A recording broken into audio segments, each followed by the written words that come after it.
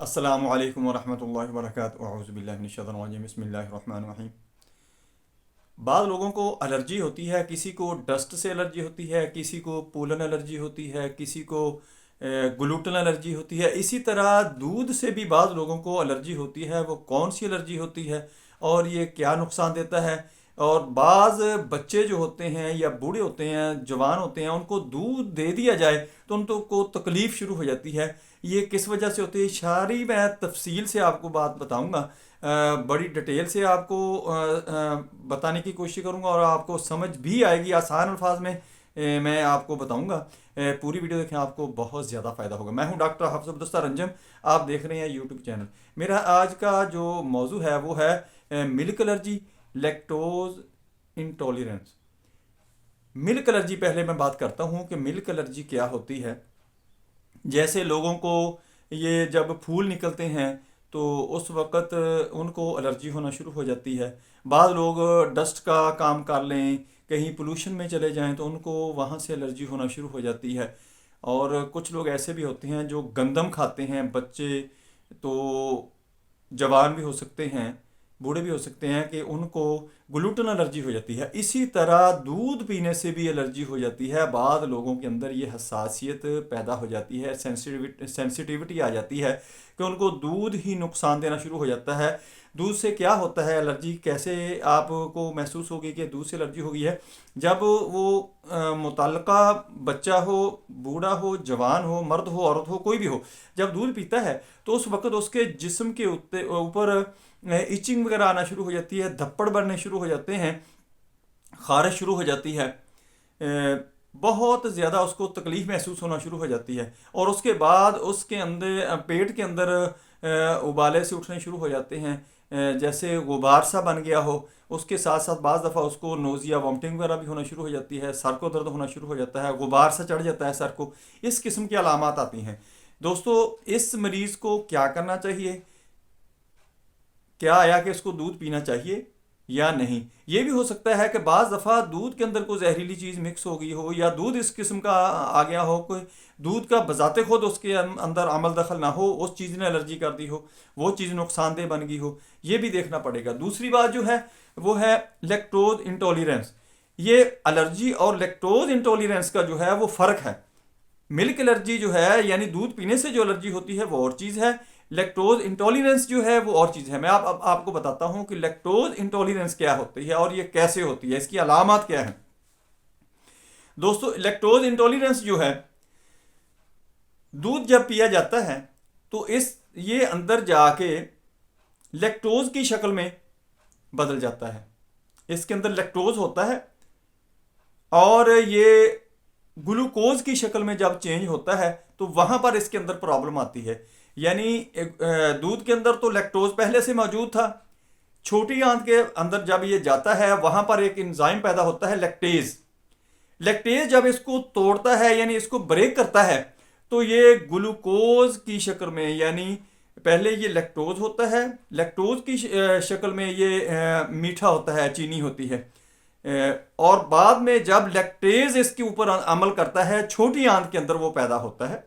छोटी आंत के अंदर ही ये अमल दखल होता है सारे का सारा, वहां पर ही ये सारा सिस्टम चलता है, प्रोसेसिंग होती है। वहां पर जब वो इसको ब्रेक करता है तो ये ग्लूकोज की शक्ल इख्तियार करता है। और जब ग्लूकोज की शक्ल इख्तियार कर लेता है तो इसके बाद ये रेक्टम में, बड़ी आंत में चला जाता है, लार्ज इंटेस्टाइन में चला जाता है। तो वहाँ से ये फुजले की सूरत में खारिज हो जाता है। जो जिस्म ने, बॉडी ने वहाँ से जज़ब करनी होती है गज़ाइयत, वो वहाँ से जज़ब कर लेती है। लेकिन लैक्टोज इंटॉलरेंस का जो मरीज़ होता है, इसके अंदर ये होता है कि जो एंजाइम लैक्टेज पैदा होना था वहाँ पर छोटी आंत के अंदर, स्मॉल इंटेस्टाइन के अंदर, वहाँ पर या तो वो पैदा ही नहीं हो रहा, या वो पैदा हो रहा है तो थोड़ी मिकदार में पैदा हो रहा है, या ये हो रहा है कि वो पूरी मिकदार में पैदा हो रहा है। लेकिन जो दूध पीने वाला है, बच्चा है, बूढ़ा है या जवान है, वो दूध की मिकदार जो है वो ज़्यादा मिकदार ले रहा है। यानी जितनी उसकी ज़रूरत है, उसकी बॉडी की रिक्वायरमेंट है, जितना उसको दूध चाहिए वो उससे ज़्यादा मिकदार में ले रहा है। चूँकि लैक्टेज जो है वो तो अपनी एक पूरी क्वांटिटी के अंदर ही उसने तो तैयार वहाँ से पैदा होना है, सिक्रीट होना है। वो तो उतनी मकदार में ही पैदा होगा, लेकिन जब दूध ज़्यादा लिया जाएगा तो उसके ऊपर वर्क नहीं करेगा। फिर क्या होता है कि जब ये लैक्टेज इस लैक्टोज को ब्रेक नहीं करता, तोड़ता नहीं है, इसको ग्लूकोज की शक्ल नहीं देता, तो वहाँ पर ताफ़ुन पैदा होना शुरू हो जाता है। ताफ़ुन पैदा होने की वजह से वहाँ पर इरिटेशन होती है, कार्बन गैस बनना शुरू हो जाती है। इस मरीज़ को बाज़ दफ़ा ये होता है कि उसको लूज़ मोशन आने शुरू हो जाते हैं, और बाज़ दफ़ा कॉन्स्टिपेशन होती है, और इसके साथ डाइजेस्टिव सिस्टम का जो इसका निज़ाम होता है वो नकारा हो जाता है, और खाने पीने को कोई चीज़ दिल नहीं करता उसका। इसके साथ साथ उसको ये होता है कि आंतों के अंदर ऐसे इसको महसूस होगा जैसे कोई चीज़ घूम रही है। पानी हो सकता है, हवा हो सकती है, और कुछ देर के बाद फिर इसको जो हवा खारिज होती है या स्टूल पास करता है, यानी पखाना करता है, तो इतना बदबूदार होता है कि दूसरा बंदा जो वहाँ पर बैठा होता है, मौजूद होता है, वो जब हवा खारिज करता है उसकी बर्दाश्त से बाहर हो जाती है, इतनी स्मेल आती है। ये वो बजाते खुद भी महसूस करता है जो ये मरीज़ होता है।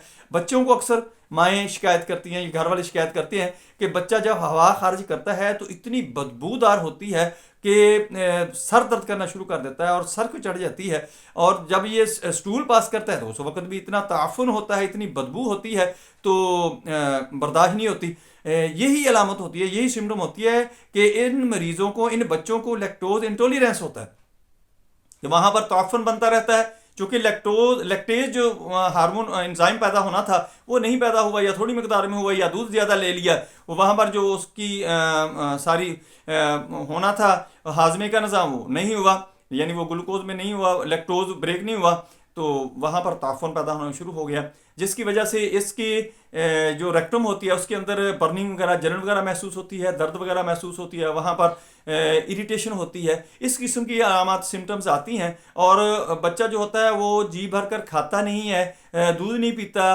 कहते हैं कि ये दूध नहीं पी रहा, असल में ये होता है कि उसका दिल भरा होता है, वो बता नहीं सकता। छोटा बच्चा होता है, बड़ा जो होता है, जवान होता है, बूढ़ा, तो वो तो बता देता है कि मेरा दिल भरा भरा सा है, कोई चीज़ खाने को जी नहीं करता। ये वही होता है लैक्टोज इंटॉलरेंस।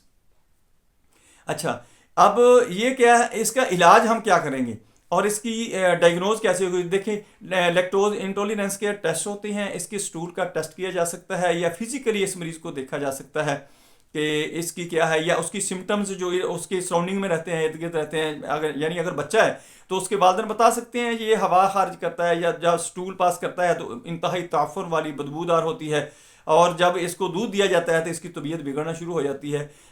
या मरीज़ बताते खुद बता सकता है, अगर जवान है, बूढ़ा है, तो वो मेरी तबीयत बिगड़ना शुरू हो जाती है जब मैं दूध पीता हूँ। अच्छा, अब हमने इसके इलाज की तरफ आना है कि इसका इलाज कैसे किया जाए कि जिनको लैक्टोज इंटॉलरेंस है। दोस्तों, इसका इलाज बिल्कुल आसान है। पहले सबसे तो आप ऐसा करें कि अगर किसी बच्चे को आप ये दूध दे रहे हैं तो ये दूध बंद कर दें, इसको सोयाबीन का दूध देना शुरू कर दें, इसको पनीर देना शुरू कर दें।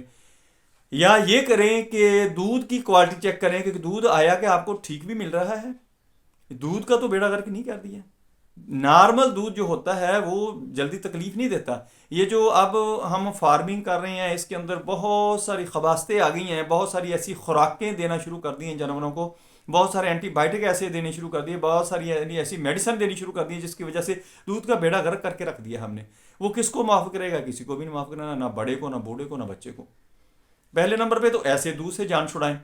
जो घर के अंदर आप अच्छी खुराक देते हैं, अच्छी न्यूट्रिशन उसको देते हैं, ऑर्गेनिक चारा देते हैं और ऑर्गेनिक खुराक उसको खिलाते हैं, उसका दूध पीना शुरू कर दें। ये आपका सबसे पहले तो मसला ये है, आपका मसला हल हो जाएगा। मैं अक्सर कहता हूँ कि 3-4 चीज़ें बदल लें, आपकी ज़िंदगी बदल जाएगी, आपकी सेहत बदल जाएगी। ऑयल, चीनी, आटा, नमक और ये दूध उसके साथ शामिल कर लें। 5वीं चीज़, इंशाल्लाह आप 90%, 95% आप बीमारियों से बच जाएंगे। अच्छा, अब हम आते हैं लैक्टोज इंटॉलरेंस की तरफ कि ये दूध बंद कर लिया, कुछ दिनों के बाद आपको सिम्टम्स आना शुरू हो जाएंगे कि ये मरीज़ ठीक हो रहा है, बच्चा है, जो भी है आपके घर में जिससे मुतल्लिका मरीज़ है। या उस दूध के अंदर आप ऐसा करें कि उसके अंदर दालचीनी 2 टुकड़ियाँ छोटी छोटी और उसके साथ लौंग डालना शुरू कर दें, या उसके अंदर आप अदरक डालना शुरू कर दें। सबसे बेहतर यह है कि उसके अंदर आप पुदीने के पत्ते डालना शुरू कर दें। 1 लीटर के अंदर 8 से 10 पत्ते पुदीने के डाल दिए, ज़बरदस्त किस्म का भी ये मामला ठीक हो जाएगा। अब हमने मेडिसन की तरफ आना है कि मेडिसन कौन सी ली जा सकती है। ये तो हो गए ना सारे टूटने टोटके। अब मेडिसन की तरफ आते हैं कि मेडिसन हमने लेनी है, अगर उसकी जान नहीं छूट रही, वो मामला ठीक नहीं हो रहा, मेडिसन आपको मैं बताऊंगा, आप खुद इस्तेमाल कर सकते हैं, अपने मकामी डॉक्टर के साथ इसका मशवरा करें। लेकिन मेडिसन आपको माकूल रीज़नेबल मिलनी चाहिए, वही होनी चाहिए जो मैंने बतानी है। या आप मेरे साथ रब्ता करें, आपको आपके घर पर मेडिसिन मिल जाएगी। मैंने अपनी फार्मूलेशन की होती है, मेडिसिन को मिक्स करके मैंने नुस्खे बनाया होते हैं अलहदा अलहदा। जैसे ये लैक्टोज इंटॉलरेंस के लिए, दूध जिनको हजम नहीं होता, जिनको दूध पचता नहीं, जैसे कहते हैं ना, पचता नहीं है, लगता नहीं है, उनके लिए ज़बरदस्त किस्म का है ये मेरी मेडिसिन। और मैं यही मेडिसिन जो आपको बताने लगा हूँ, यही मेडिसिन देता हूँ। पहली मेडिसिन जो है वो आपने देनी है एथ्यूज़ा, 30 ताकत में ले लें। सुबह दोपहर शाम इसके 5-5 कतरे सुबह दोपहर शाम आपने बड़ों को, जवानों को देने हैं। अगर बच्चा है तो उसको आपने 1-1 2-2 कतरे देनी है। दूसरी मेडिसिन जो है मैग्नीशियम म्योर है। मैग्नीशियम म्योर आपने ये भी 30 ताकत में लेनी है, और सुबह दोपहर शाम इसके 5-5 कतरे बड़ों को देने हैं, और छोटा अगर बच्चा है तो उसको आपने 1-1 2-2 कतरे देनी है। तीसरी मेडिसिन जो है वो नेट्रम कार्ब। नेट्रम कार्ब को आपने कभी नहीं भूलना, ये बहुत ज़बरदस्त किस्म की मेडिसिन है। ये मैदे के लिए, आंतों के लिए, डाइजेस्टिव सिस्टम के लिए, जिनको कॉन्स्टिपेशन रहती है, जिनको डाइजेस्टिव सिस्टम का मसला, इसके लिए बहुत ही ज़बरदस्त किस्म की मेडिसिन है। नेट्रम कार्ब भी आपने 30 ताकत में लेनी है।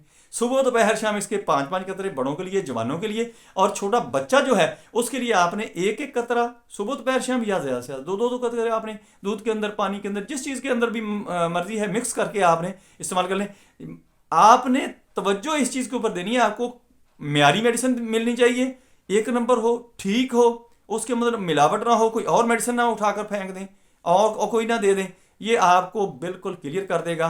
लैक्टोज इंटॉलरेंस का जो मसला होगा, मिल्क एलर्जी जो होगी, इससे बिल्कुल ठीक हो जाएगा। जो दूध पीने से उनको तकालीफ होती हैं वो बिल्कुल ठीक हो जाएंगी। अगर नहीं तो आप मेरे साथ रब्ता करें, इतनी महंगी मेडिसिन नहीं है, बिल्कुल सस्ती मेडिसिन मैं दूंगा, आप सोच भी नहीं सकते। आपको आपके घर पर पहुंचेगी, डाक का खर्च भी डालकर आपको बहुत ही रीजनेबल पैसों के अंदर वो मेडिसिन मिल जाया करेगी। दोस्तों, मेरी वीडियो पसंद आए इसको लाइक करें, दोस्तों रिश्तेदारों में शेयर करें, बेल आइकन को प्रेस करें, मेरे चैनल को सब्सक्राइब करें। अपना ख्याल रखें, stay connected, stay happy, stay healthy.